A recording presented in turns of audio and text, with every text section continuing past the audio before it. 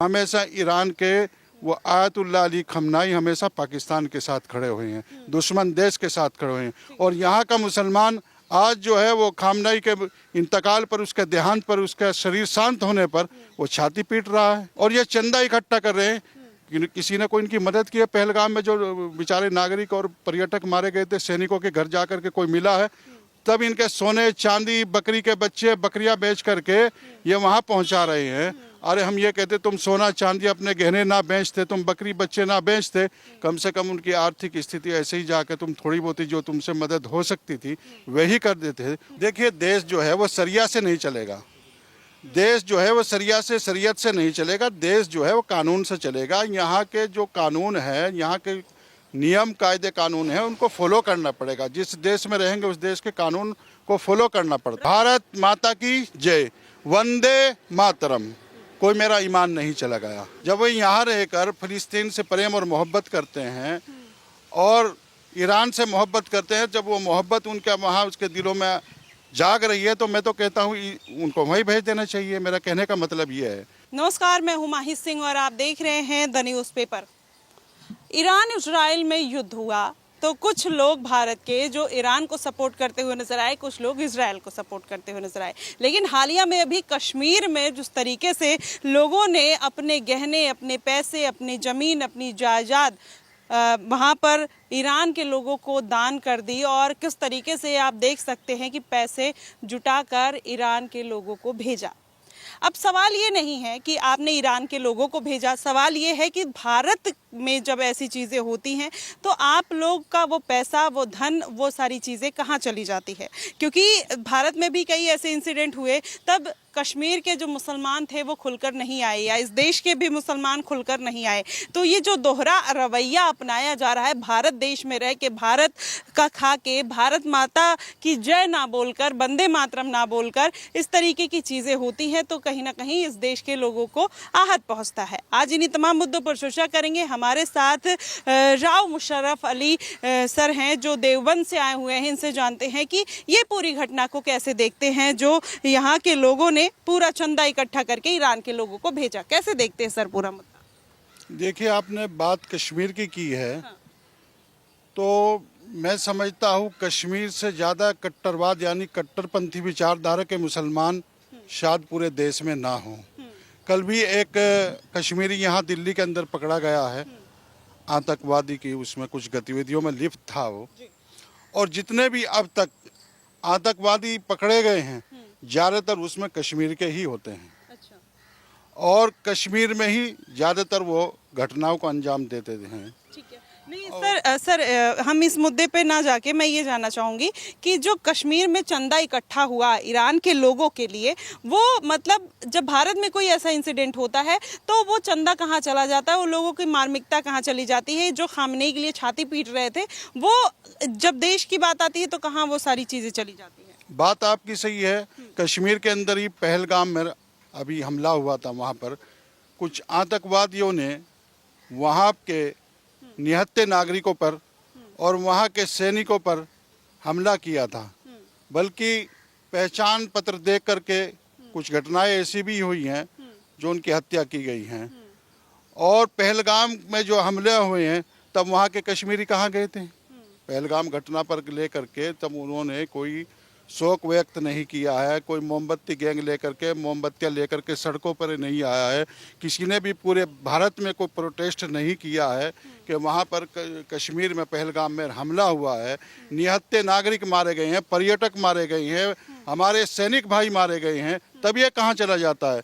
बांग्लादेश के अंदर ही आप देख लीजिए, बांग्लादेश में वहाँ के अल्पसंख्यकों पर हमला किए जाते हैं, उनके मंदिर तोड़े जाते हैं, उनके घरों में आग लगाई जाती है। अल्पसंख्यक मतलब ये है वहाँ पर जो हिंदू समाज है, सनातनी जो लोग हैं वहाँ पर बांग्लादेश के अंदर, वो अल्पसंख्यक हैं।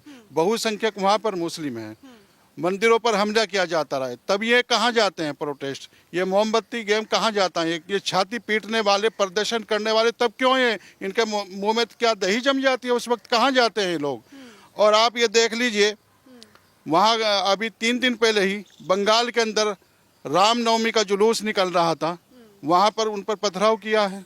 वहाँ की जो मुख्यमंत्री है ममता बानर्जी, ममता जी उनको बोलते हैं, तो उनका बिल्कुल भी कोई इस तरह का बयान नहीं हुआ, कभी गलत है उन पर कोई कार्रवाई नहीं हुई है। उनके घरों पर बिल्डोजर चलना चाहिए था, उनके खिलाफ सख्त से सख्त कार्रवाई होनी चाहिए थी। तो इस तरह के जो लोग हैं वहाँ पर ममता बानो मुख्यमंत्री, ये ऐसे ही कश्मीर में कट्टरपंथी विचारधारा के लोग हैं। और ये कट्टरपंथी विचारधारा के जो लोग हैं ये हमेशा जब भी पाकिस्तान ने कोई अतिक्रमण या हमला करने की कोशिश की है भारत पर, दुश्मन देश ने, तो ये हमेशा उन्हीं के साथ जो है खड़े होते हैं। पहले तो ये भी होता था 2014 से पहले, अगर पाकिस्तान जीत जाता तो पाकिस्तान के नारे लगाते थे, खुशियां मनाई जाती थी। 2014 के बाद इनकी बुद्धि ठीक हुई है, इनकी अकल ठिकाने आई है। लेकिन अभी भी ऑपरेशन चलाना चाहिए भारत सरकार को। और जितने भी ये कट्टरपंथी विचारधारा के लोग हैं जो प्रदर्शन कर रहे हैं, प्रोटेस्ट ईरान के नाम कर रहे हैं, के नाम पर को लेकर कर रहे हैं, भाई तब भी कोई मामला ऐसा आया, दुश्मन देश ने कोई हमला करने की कोशिश या इसके खिलाफ कोई घटना घटने की कोशिश की है, तो हमेशा ईरान के वो आयतुल्लाह अली खमनाई हमेशा पाकिस्तान के साथ खड़े हुए हैं, दुश्मन देश के साथ खड़े हुए हैं। और यहाँ का मुसलमान आज जो है वो खामनाई के इंतकाल पर, उसके देहांत पर, उसका शरीर शांत होने पर वो छाती पीट रहा है। भाई ये छाती क्यों पीट रहे हैं? यहाँ पर कोई घटना होती है तब ये कहाँ चले जाते हैं और ये चंदा इकट्ठा कर रहे हैं। किसी ने कोई इनकी मदद की है? पहलगाम में जो बेचारे नागरिक और पर्यटक मारे गए थे, सैनिकों के घर जाकर के कोई मिला है? तब इनके सोने चांदी, बकरी के बच्चे, बकरियां बेच करके ये वहाँ पहुँचा रहे हैं। अरे हम ये कहते तुम सोना चांदी अपने गहने ना बेचते, तुम बकरी बच्चे ना बेचते, कम से कम उनकी आर्थिक स्थिति ऐसे ही जाकर तुम थोड़ी बहुत जो तुमसे मदद हो सकती थी वही कर देते। उसे एक अच्छा संदेश भारत के अंदर जाता, भाईचारे का, सद्भावना का एक संदेश जाता। लेकिन विचारधारा तो कट्टरपंथी विचारधारा के लोग हैं, इनकी सोच गलत है और ऐसी सोच भारत के अंदर पनपनी नहीं चाहिए। ठीक है, आपने भाईचारे की बात की, यही तो बात है कि भाईचारे की बात तो करते हैं लोग लेकिन उसको निभाते भी नहीं है ना। दिक्कत इसी बात की है कि जैसे अभी आपने बोला कि ये प्रेम पहलगाम के टाइम पे नहीं था, पुलवामा में इतना बड़ा अटैक हुआ था तब किसी ने खंडन नहीं किया। धुरंधर जैसी मूवी आती है तो लोग उसको बोल देते हैं प्रोपोगेंडा है। जब ऑपरेशन सिंदूर हुआ उसको भी लोगों ने प्रोपोगेंडा बता दिया। उरी अटैक हुआ था तब भी अपने ही देश पे क्वेश्चन मार्क लगा दिया था लोगों ने, खासकर एक समुदाय के लोग। तो इतनी नफरत, इतना जहर अगर अपने देश के लिए ही भरा हुआ है और दूसरे देश के लिए इतना प्रेम दिखाना क्या सही है? देखिए, धुरंधर फिल्म तो लोग आज देख रहे हैं। जिस आधार पर धुरंधर फिल्म बनाई गई है अतीक अहमद को लेकर के, हमने तो अतीक का मामला हकीकत में देखा है और प्रयागराज में जाकर के देखा है।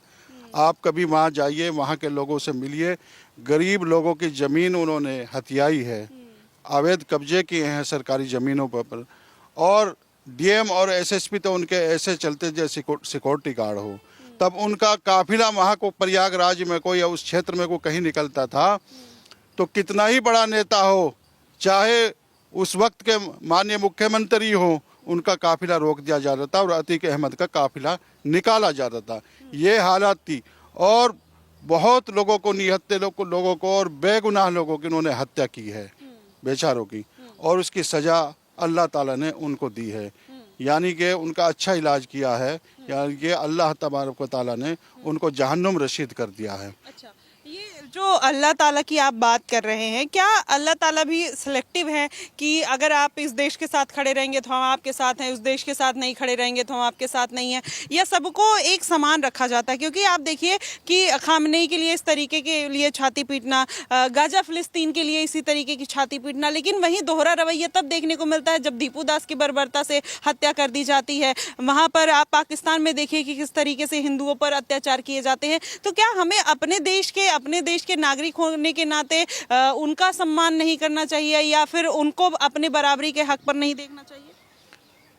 देखिए, इस्लाम धर्म ये कहता है कि जिस देश में तुम रहते हो उस देश के कानून का पालन करो, उस देश के वफादार रहो। क्योंकि जहाँ इंसान रहता है उसी देश में रहता है, उसी में खाता है, उसी में पीता है। और जब बात दूसरे देश की आती है, चाहे फ़लस्तीन हो, ईरान हो, और बात वहाँ की करता है तो उससे ये साबित होता है कि वो इंसान गद्दार है। और भारत सरकार को ऐसा कानून बनाना चाहिए जिस तरह के लोग ये आज गहने और धन इकट्ठा करके ईरान पहुंचा रहे हैं और वहाँ के नाम पर प्रोटेस्ट करते हैं, कभी फिलिस्तीन के नाम पर करते हैं, कभी और देश में कहीं कोई बवाल होता है खाड़ी देश में, इस्लामिक देश में, तब भी यहाँ प्रोटेस्ट करते हैं। तो ऐसा कानून भारत सरकार को बनाना चाहिए कि इनको यहाँ से निकाल करके उसी देश में भेज देना चाहिए जहाँ के लिए प्रोटेस्ट करते हैं।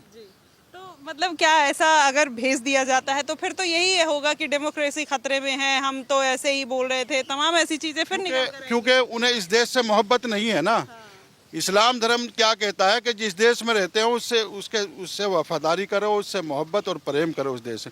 जब वो यहाँ रहकर फिलिस्तीन से प्रेम और मोहब्बत करते हैं और ईरान से मोहब्बत करते हैं, जब वो मोहब्बत उनके वहाँ उसके दिलों में जाग रही है, तो मैं तो कहता हूँ उनको वहीं भेज देना चाहिए। मेरा कहने का मतलब ये है। वही तो कहते हैं कि भाई हम क्यों जाएं किसी देश में, हमारे दादा परदादाओं ने यहाँ पर खून बहाया है, हम यहाँ पर रहे हैं, हमने भारत को चुना है, हमने पाकिस्तान को नहीं चुना, हमने भारत को चुना है, तो हम किसी देश में क्यों जाएं? देश में जाने के लिए कोई जबरदस्ती नहीं बोल रहा, आपके सवाल का जवाब है। आपने कहा है कि वहाँ फिलिस्तीन के नाम पर, ईरान के नाम पर जो है वो प्रोटेस्ट करते हैं। तो जब मोहब्बत उनके दिलों में वहाँ की है और यहाँ रहते हैं, यहाँ खाते हैं, यहाँ पीते हैं, और इस्लाम धर्म भी यही कहता है जिस देश में रहते हो उस देश की वफादारी करो, उससे प्यार मोहब्बत और प्रेम करो। लेकिन ये यहाँ रहते हैं, यहाँ खाते हैं, यहाँ पीते हैं, और प्रेम और मोहब्बत किससे करते हैं? दुश्मन देश से करते हैं, जो भारत का दुश्मन है। आप भी एक मुसलमान हैं, आप कह रहे हैं देश से प्रेम करो, लेकिन इसी देश में रह के जब भारत माता की जय बोलने की बारी आती है, वंदे मातरम बोलने की बारी आती है, तो बिलबिलाने लगते हैं, कहते हैं कि हम नहीं मानेंगे, हम नहीं बोलेंगे। तो इसके पीछे का क्या रीजन है? आप भी नहीं बोलते हैं, नहीं मानते भारत माता की जय? देखिए, भारत माता की जय मैं भी बोलता हूँ, भारत माता की जय, वंदे मातरम। कोई मेरा ईमान नहीं चला गया, हमारा ईमान इतना कमज़ोर नहीं है कि भारत माता की जय बोलने से, वंदे मातरम की जय बोलने से कोई हमारा ईमान खतरे में चला जाएगा या हमारी आईडी बदल जाएगी। इसी को लेकर के जो है वो उर्दू में बोलते हैं, मादरे वतन हिंदुस्तान जिंदाबाद, भारत माता की जय हिंदी में बोलते हैं। तो अपने देश के जयकार करना कोई कानूनी अपराध नहीं है, न शरीयत में ऐसा कुछ लिखा हुआ है। और ये जो कट्टरपंथी विचारधारा के मौलाना हैं, देवबंद में बैठे जमीयत उलमा हिंद और भी जो मुस्लिम संगठन है, ये इसका विरोध करते हैं। और भारत माता की जय का विरोध करना, वंदे मातरम का विरोध करना भी ऐसा ही है कि भारत माता का विरोध करना, अपने देश का विरोध करना। तो इस तरह ये लोग जो है ये देश के गद्दार हुए। जिस भूमि पर रहते हैं यहीं पर ये नमाज पढ़ते हैं, सभी लोग पढ़ते हैं, मैं भी पढ़ता हूँ। और जो मुसलमानों में नमाज पढ़ते हैं वो सजदा कहाँ करते हैं?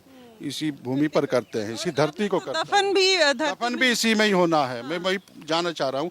दफन भी इसी में होना है, सजदा भी हम इसी को करते हैं, और इसी को हम स्वीकार नहीं कर रहे हैं। तो हम क्या हुए? हम गद्दार हुए। इसी से हम पैदा हुए हैं, इसी में दफन होना है। इंसान का जो जिस्म है, बॉडी है, ये भी तो मिट्टी से ही बना हुआ है। और मुसलमान जो इस तरह के विरोध करते हैं, वो मैं कहता हूँ वो दहशतगर्द लोग हैं, देश के गद्दार हैं। उनके खिलाफ सख्त से सख्त कानूनी कार्रवाई भारत सरकार को करनी चाहिए, बल्कि कानून बनाना चाहिए हर प्रदेश में और देश में भी, जो वंदे मातरम का विरोध करते हैं और भारत माता की जय का विरोध करते हैं। उनके है ना, आप फोर्स नहीं कर सकते, हमारा मन होगा हम बोलेंगे, नहीं मन होगा नहीं बोलेंगे। आप कैसे बोल सकते हैं ये सारी चीजें? देखिए, देश जो है वो शरिया से नहीं चलेगा, देश जो है वो शरिया से, शरीयत से नहीं चलेगा। देश जो है वो कानून से चलेगा। यहाँ के जो कानून है, यहाँ के नियम कायदे कानून है, उनको फॉलो करना पड़ेगा। जिस देश में रहेंगे उस देश के कानून को फॉलो करना पड़ता है। रशीदी तो कहते हैं कि जो लोग वंदे मातरम बुलवाते हैं उनको चप्पल से मारो। अब ये बताइए, इसी देश में रह के कि मतलब अब चप्पल से मार खाना पड़ेगा? मौलाना साजिद रशीदी का दिमाग जो है वो ठीक नहीं है। उनको अच्छे डॉक्टर के जो है वो मानसिक रोगी हैं, उनका अच्छे से इलाज होना चाहिए। और अगर वो अच्छे डॉक्टर का इलाज नहीं कराना चाहते हैं तो मैं तो कहता हूँ जब भी वो घर से निकले उनको चप्पल तोड़े, जूते भी मारे और जूतों की माला उनके गले में डाल करके पूरी दिल्ली में घुमाएं। वो हमारे देश में रहते हैं, यहीं खाते हैं, यहीं रहते हैं, यहीं पीते हैं, और यहीं के जो है उसके भारत माता के खिलाफ बोलते हैं, वंदे मातरम का विरोध कर रहे हैं। वंदे मातरम का विरोध करने वाला असली भारतीय और राष्ट्रवादी नहीं हो सकता, वो चाहे भी कोई हो। मौलाना साजिद रशीदी कहते हैं मैं राष्ट्रवादी हूँ, ये हूँ, कहाँ है? जो भारत माता की और वंदे मातरम की जय का विरोध करने वाला कभी भी राष्ट्रवादी और राष्ट्र हित की बात कर ही नहीं सकता, वो कितना ही बड़ा अपना आप को राष्ट्रवादी बनता हो। ठीक है। अभी कुछ दिन पहले आपने सुना होगा जब इफ्तारी वाला मामला आया था, गंगा जी में बैठ के इफ्तारी की और वहां पर मांस के टुकड़े और हड्डियां जो भी खाया उन्होंने डाल दिया। अब भाईचारे की बात करते हैं तो क्या हम एक धर्म की आस्था का सम्मान नहीं करेंगे? तो ये कौन सा भाईचारा हुआ? और दूसरी तरफ चाहे अखिलेश यादव हो, वो भी कह रहे थे कि ये जो गंगा जी हैं, यमुना जी हैं, वो तो सबकी हैं। तो ठीक है, तो अगर क्या जामा मस्जिद में कोई हिंदू यही सारी हरकतें करे, मांस खा के वहां पर गिरा दे या फेंक दे या कुछ भी कर दे या वहां पे जाके आरती करने लगे, तो क्या वो सही रहेगा? वो भाईचारे का संदेश जाएगा? देखिए, गंगा मैया में वाराणसी के अंदर उन्होंने जो वहाँ पर हड्डियाँ मीट खा करके चिकन वगैरह जो भी बिरयानी खाई है उन्होंने जो डाली है, वो गंगा मैया का उन्होंने अपमान किया है और वो उन्होंने बहुत ही गलत किया है। मैं उसकी निंदा करता हूँ और उनके खिलाफ कानूनी कार्रवाई भी हो गई है और वो जेल भी चले गए हैं। आगे भी इस तरह के जो लोग हैं, अगर वो कोई ऐसा कदम उठाते हैं, उनके खिलाफ भी सख्त से सख्त कार्रवाई होनी चाहिए। तो यही तो, जब पुलिस ने उनके पे कार्रवाई की, योगी जी, तो यही कहा जाता है कि जो भारतीय जनता पार्टी है, योगी जी है, वो धर्म के नाम पर हिंदू मुसलमान करवाते हैं और एक दूसरे को बांटते हैं। तो आपको भी लगता है मुस्लिम होने के नाते कि कभी आपके साथ ऐसा भेदभाव हुआ है, कोई योजना का लाभ नहीं मिला, या मुस्लिम होने के नाते आपको उत्तर प्रदेश में सताया गया हो? आप तो देवबंद से हैं। देखिए, उत्तर प्रदेश में योगी आदित्यनाथ जी महाराज जी की सरकार पिछले 9 साल से चली आ रही है।